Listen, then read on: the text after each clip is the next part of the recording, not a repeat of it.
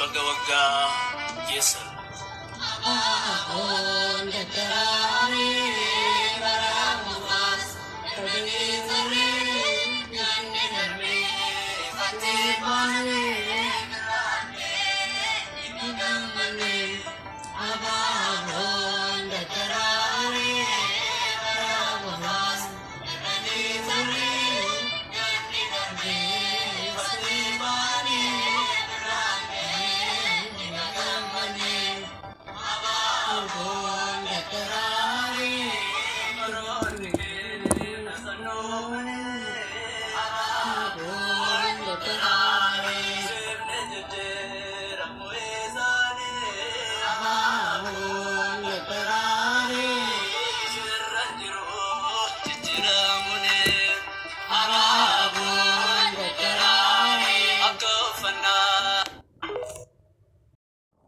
Ashama harkafuni kabajamtoonni fi hordoftoonni maatii mastuu tuqqaatan hundi keessanuu kan biyya keessas kan biyya hambaa keessa jirtanis nageenyi jaalalli waaqayyoo isiniif haa baay'atu jecha akkasumas nagaa jirtu ani nagaa kootii galata rabbii akkasumas baga isin ga'e isiniin jechuu jaaladhaa amiin baga hunda keenya nutti nu ga'e kan baranaa nu deemu nama egereetis nama boruutis nama immoo bara haarawaa kana bara moofaa kana keessaa bara haarawaatiin baga geessan jennee namoota hedduu namoota jaalannus namoota beennus namoota biyya hambaa keessa jiranis namoota biyya keessa jiranis baga itti isin ga'e jennee namoota hedduu baga bara haarawaa isin ga'e jennuunis waaqayyoo nu haa taasisu waaqayyoo kan nu oolchee sa'aatii kanaan nu ga'e oomiyyuu oolman isaa kan galatoome haa ta'u isiniin jechuun jaaladhaa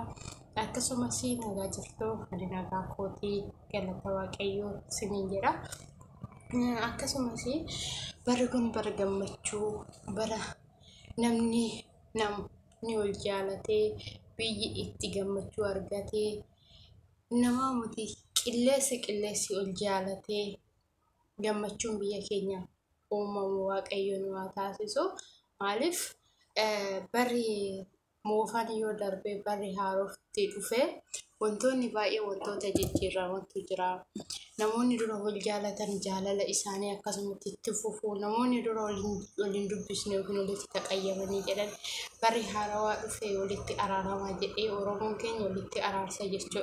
Sababa saniifuu araarri bu'a akkasumas waaqayyo akkuma ollaa fi ollaan yoo ollole guyyaa ayyaana oggaa bara haarawaa olatti araarsanitti biyyi keenyas araara nuuf haa argattu biyyi keenya biyya nagaa biyya gammachuun biyya sa'aa namni itti gammadee itti kolfee itti nyaatee itti dhugee itti bashannanee biyyi keenya nagaatti nuuf argatee namni kan kaleessa darbee uumamuuti maaliif kanan har'a oolee akkattiin buluun beeku kan beeku waaqayyo tokkicha bichaadha kan boruutiif nama gaarii hojjetu waaqayyo nu haa taasisu waaqayyo keenya nu wajjin haa ta'u barri kun bara gammachuu bara biyyi keenya nagaatti argatu namni keenya nagaatti argatu sa'aa namni keenya nagaatti argatu waaqayyo nu haa taasisu beektu dhugaa waaqayyo jechuudha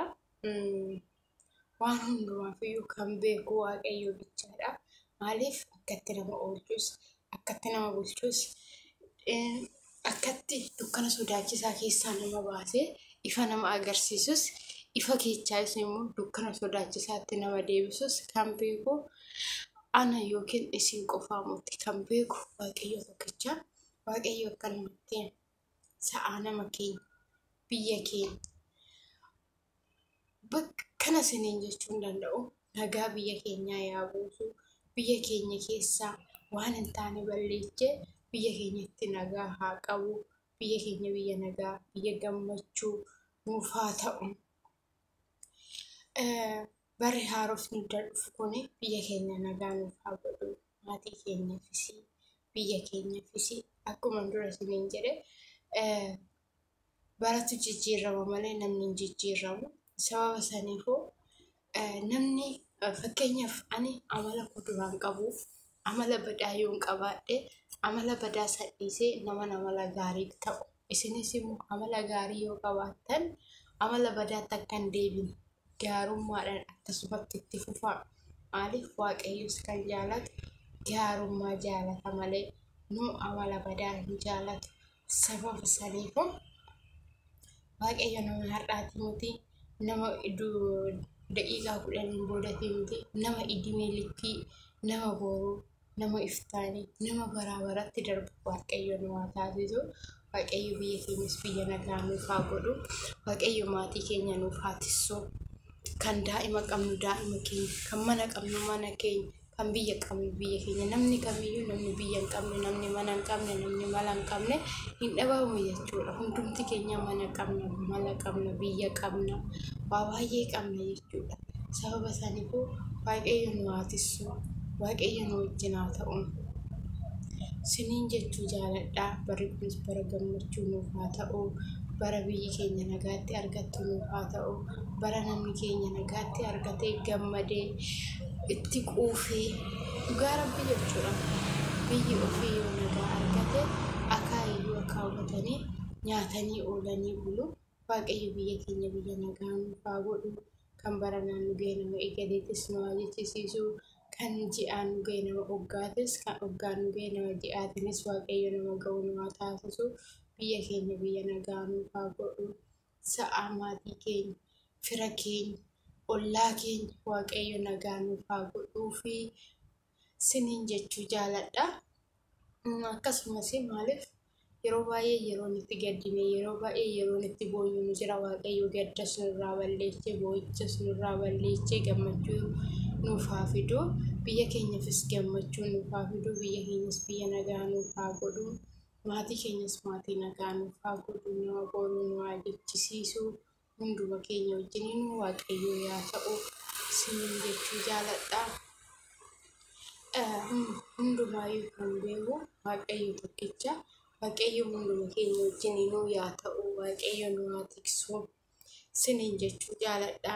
Akkasumas maaliif Rabbi tokkicha malee waan hin qabne beektu. Rabbi tokkicha malee wanti nu qabnu tokkos hin jiru. Rabbi immoo akkanumatti kan sa'aatii kanaan nu ga'ee iddoo kanaan nu ga'e akkanumatti fayyaa nagaa keenya nuuf kenne. Nama boruutis nu haa jechisiisu. Waan abbaa hundaa, waan dhiyyechaa, waan iduleechaa, waan hunda keenya nu wajjin haa ta'u. Biyya keenya biyya nagaa nuuf haa godhu. Sa'a nama keenya akkuma dura siniin jedhee nagaa nuuf haa taasisu. Barri kun bara gammachuu, bara bilisummaa, bara Itoophiyaan keenyatti milkooftu Waaqayyo nu haa taasisu. Siniin jechuu jaaladha. Akkasumas dhiifama wajjiniin sagaleellee isinitti baay'iseen jira. Waaqayyo biyya keenya biyya nagaa nuuf haa godhu. Akkuma dura siniin jedhee maatii keenya nuuf haa tissu, biyya keenya nuuf haa tissu. Kan daa'ima keenya gannee biyyaa waanis Waaqayyo daa'ima keenya, mana keenya, mala keenya Waaqayyo nuuf haa tiksu. Tikseen keenya isa tokkicha, tikseen keenya Waaqayyo tokkicha. Waaqayyo akkasumatti nagaa nuuf haa kennuutu nama gannee biyya keenyatti. Barreen gaddaas biyyaan baattan dabarsee, baranas biyyaan baattan dabarsee jennee namoonni nutti dhaga'amu jiru. Fayyaa qabaannetu biyya ambaatetti dabarsuu keenya nuuf qixxee biyya keenyatti dabarsinee caala jechuudha. Maaliif kan fayyaa caalee jiru Waaqayyo nagaa fayyaa keenya nuuf haa kennu. Bakka jirrutti Waaqayyo nu haa tiksu. Maatii keenyas nu haa tiksu. Maaliif kan nagaa caalee hin jiru. Ayyaanni ni dhufa, ni darba. Warra gaffaamtanis, warra isinitti dhaga'ames nagaa ta'aa. Bakka isin jirtan hunda keessanittuu siniin jechuu jaaladha. Kan immoo bara naannu ga'e nama egereetis nu haa jechisiisu. Waaqayyo hunda keenya wajjiniin nu yaa ta'u. Hunduma keenyayyuu Rabbi nu haa tissu. Ayyaana gaarii, ayyaana gammachuu, ayyaana biyyi keenyatti bilisoomtuu nuuf haa ta'u. Ayyaana maatii waatiin keenya itti gammadanii itti bilisooma Waaqayyo nu haa taasisu siniin jechuu jaaladha. Waan hundumaafiyyuu maaliif kan Waaqayyooti caala malee kan namaa hin caalu. Na Waaqayyo akkanumatti fayyaa nuuf haa kennu. sinin jechuu jaaladha. Hunduma keessaniifuu hordoftoonni fi kabajamtoonni maatii Mastuu taatan hundi keessanuu kan biyya keessas kan biyya ambaa keessa jirtanis nagaa fayyanataa ayyaana gaarii isiniif haa ta'u. Viidiyoon kiyya kanarratti dhumata. Haga viidiyoo biraatiin walitti deebinutti turtii gaarii isiniif haa ta'u. Agasiif immoo viidiyoo ani sinan gaabbataa isiniin jedha. Baga yesan.